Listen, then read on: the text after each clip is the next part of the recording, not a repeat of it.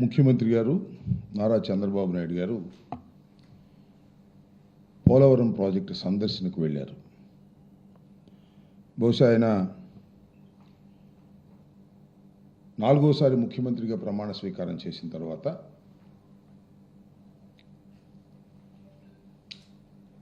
రెండవసారి పోలవరం ప్రాజెక్టు సందర్శనకు వెళ్ళారు. ఆయనే మాట్లాడుతూ ఇవాళ అక్కడ ఆయన 5 సంవత్సరాలు ముఖ్యమంత్రిగా పరిపాలన చేసినప్పుడు 33 సార్లు పోలవరం సందర్శనకు వెళ్ళానని చెప్పారు. దానితో పాటుగా ఆయనకు సంబంధించినటువంటి పత్రికలు కానీ ఆయన కానీ పదే పదే చెబుతున్నటువంటి అంశం ఏమిటంటే జగన్మోహన్ రెడ్డి గారు 5 సంవత్సరాల పరిపాలన చేసినప్పుడు పోలవరం నత్తనడకన నడిచిందని, ఇప్పుడు చంద్రబాబు నాయుడు గారు గత 9 మాసాల క్రితం అధికారంలోకి వచ్చిన దగ్గర నుంచి శరవేగంతో పరుగులు తీస్తుందని రాస్తున్నారు, ఆయన చెబుతున్నాడు. అంతేకాదు, రాష్ట్ర విభజన తర్వాత కూడా చంద్రబాబు నాయుడు గారు అధికారంలోకి వచ్చినప్పుడు 2014లో ఆయన మళ్ళా ఓటమి పాలు అయ్యేంత వరకు కూడా పోలవరం పరిగెత్తిందని, శరవేగమని పుంఖాలుగా ఫస్ట్ పేజీలో వార్తలు రాశారు. ఒకానొక సందర్భంలో 2018కి పూర్తి చేసి 2019 ఎన్నికలకు వెళ్తాం, పూర్తి చేయండి అసలు ఎన్నికలకే వెళ్ళాం, చంద్రబాబు నాయుడు గారు అపర భగీరథుడు అని ప్రజల చేత అనిపించుకుని వెళతాం అని గొప్పలు చెప్పారు అప్పుడున్నటువంటి ఇరిగేషన్ శాఖ మంత్రి గారు. సరే, మళ్ళా ఇప్పుడు ఆయనకు అవకాశం వచ్చింది చంద్రబాబు నాయుడు గారికి. సరే, ఆయన ఏదో 2007కి పూర్తి చేసేస్తాం అనే మాట మాట్లాడారు. సరే, ఆయన మేము ఇప్పుడు పూర్తి చేస్తాం, అది చేస్తాం, ఇది చేస్తాం అని ఆయన గొప్పలు చెప్పుకుంటే అది వేరే అంశం. కానీ జగన్మోహన్ రెడ్డి గారి ప్రభుత్వం మీద బురద జల్లేటటువంటి కార్యక్రమాలు అవకాశం దొరికినప్పుడల్లా చేస్తున్నారు. దానిలో కూడా ఈ పోలవరాన్ని ఉపయోగించుకొని అనేక సందర్భాల్లో చంద్రబాబు నాయుడు గారు మాట్లాడుతున్నారు. ఆయన ఏమంటారంటే 2019 తర్వాత ప్రజలు మమ్మల్ని దించేశారు, కానీ మమ్మల్ని మళ్ళా తిరిగి అధికారంలోకి తీసుకొచ్చినట్టయితే 2020కే మేము పోలవరాన్ని పూర్తి చేసేవాళ్ళం అని అంటున్నాడు. ఇందాకే పోలవరంలో మాట్లాడుతూ 2018కి పూర్తి చేస్తానని చెప్పాడు.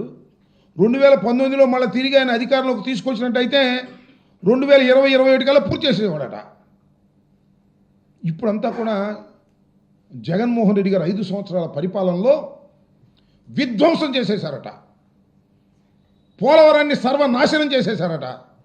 అప్పుడప్పుడు అంటున్నాడు కదా, రాష్ట్రంలో కూడా 14 లక్షల కోట్ల రూపాయలు అప్పు చేసి రాష్ట్రాన్ని సర్వనాశనం చేశారు అని. చివరికి లెక్కలు చూస్తేనేమో 6,000 కోట్లు. పచ్చి అబద్ధాలు, పచ్చి అసత్యాలు చెప్పి జగన్మోహన్ రెడ్డి గారి మీద బురద జల్లాలనేటువంటి కార్యక్రమాన్ని చేస్తున్నారు. అదే పద్ధతిని ఇవాళ చంద్రబాబు నాయుడు గారు పోలవరంలో కూడా అదే పద్ధతిని అనుసరిస్తూ ఉన్నారు. చంద్రబాబు నాయుడు గారు 4వసారి ప్రమాణ స్వీకారం చేసిన తర్వాత ఒకసారి వెళ్ళాడు, మళ్ళీ ఇప్పుడు వెళ్ళాడు. పచ్చి అబద్ధాలు చెప్పేటటువంటి కార్యక్రమం చేస్తున్నారు. నేను అనేక సందర్భాల్లో ఇంతకు ముందు కూడా ప్రశ్నించా చంద్రబాబు నాయుడు గారిని, ఇప్పుడు కూడా అదే మళ్ళా ప్రశ్నిస్తా. ఎందుకంటే మళ్ళా చంద్రబాబు నాయుడు గారు అవే మాటలు చెప్తున్నారు కాబట్టి. నేను ఒక్క విషయాన్ని గౌరవనీయులైనటువంటి చంద్రబాబు నాయుడు గారిని, రాష్ట్ర ముఖ్యమంత్రి గారిని, 4వసారి ముఖ్యమంత్రిగా ప్రమాణ స్వీకారం చేసినటువంటి అనుభవశాలి, ది టాలెస్ట్ పర్సనాలిటీ అని చెప్పుకుంటారు, చాలా పెద్ద మనిషి అని చెప్పుకుంటారు. ఆయన్ని నేను ఒక్క ప్రశ్న ఈ సందర్భంగా అడగదలుచుకున్నా. ఆయన ఏమంటారంటే, జగన్మోహన్ రెడ్డి గారంట 5 సంవత్సరాల అధికారంలో ఉన్నప్పుడు పోలవరం నిధులను రాష్ట్ర ప్రభుత్వానికి మరలించారట. ఈ మాట మాట్లాడుతున్నాడు. పెద్ద మనిషి, అబద్ధాల్లో చాలా పెద్ద మనిషి, నిజాల్లో నాకన్నా చిన్న మనిషి. ఎందుకు చెప్తున్నానంటే పోలవరం ప్రాజెక్టుకు కేటాయించినటువంటి నిధులను జగన్మోహన్ రెడ్డి గారు డైవర్ట్ చేశారు అనేటువంటి మాట మాట్లాడుతున్నారు.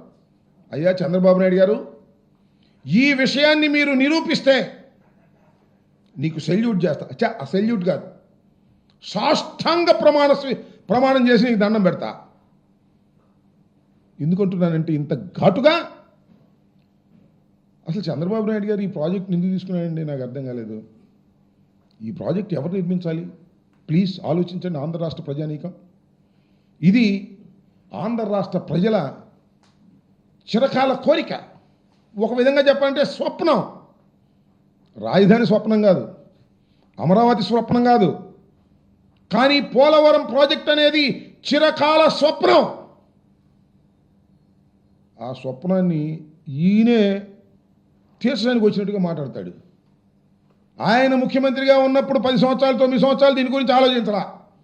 రాజశేఖర రెడ్డి గారు వచ్చి ఫౌండేషన్ స్టోన్ వేసి అన్ని పర్మిషన్స్ తీసుకొస్తే ఇవాళ అది నా కలల పంట అని కోసేస్తాడు సొరకాయలు వెళ్ళే. నేను అడుగుతా ఉన్న, రాష్ట్రం విడిపోయినప్పుడు కేంద్ర ప్రభుత్వం ఈ పోలవరం ప్రాజెక్టు మీ కల కాబట్టి హైదరాబాద్ను మీరు కోల్పోయిన పోలవరం ప్రాజెక్టును పూర్తి చేసి మీకు మేము ఇచ్చే బాధ్యత మాది, అనా పైసలతో సహా మాదే ఖర్చు అని చెప్పారే.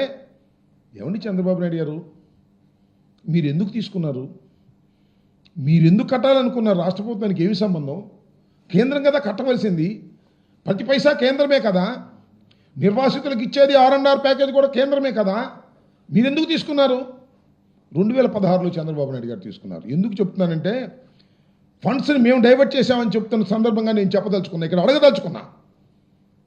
అసలు ఏంటో షరతు తెలిసే చంద్రబాబు నాయుడు గారు తీసుకున్న షరతు, ముందు రాష్ట్ర ప్రభుత్వం ఖర్చు పెట్టింది, వాళ్ళు రీఎంబర్స్మెంట్ ఇస్తారు. అంటే మనం ఒక 1000 కోట్లు ఖర్చు పెట్టామనుకోండి, ఈ 1000 కోట్లు కూడా లెక్క చూసి అయ్యా మీరు ఖర్చు పెట్టి మన నిజమేను మీ రాష్ట్ర ఖజానా నుంచి ఇదిగో ఈ 1000 కోట్లు తీసుకొని నేను ఇస్తారు. నేను అడుగుతా ఉన్నా, ముందు మనం ఖర్చు పెట్టిన తర్వాత అర్థమవుతుందిగా మీ అందరికీ, ముందు మనం ఖర్చు పెట్టిన తర్వాత వాళ్ళు రీఎంబర్స్మెంట్ ఇస్తే డైవర్ట్ చేసే అవకాశం ఎక్కడుంది చెప్పండి? వాళ్ళు ముందు కేటాయిస్తే కదా డబ్బులు. అయ్యా మీ పోలవరం ప్రాజెక్టు 50,000 కోట్లు అవుతుంది, ఇదిగో ఈ 50,000 కోట్లు మీకు మేము ఇస్తున్నాం అంటే కదా మనం డైవర్ట్ చేసేది. ముందు మనం ఖర్చు పెడితే, ఎక్కడి నుంచి?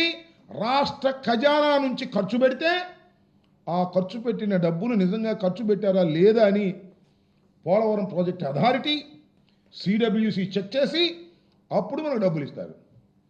ఎట్టా చంద్రబాబు నాయుడు గారు అసలు ఇట్లా ఆ ఫండ్స్ని డైవర్ట్ చేయడానికి ఎక్కడ అవకాశం ఉంటుంది చెప్పండి?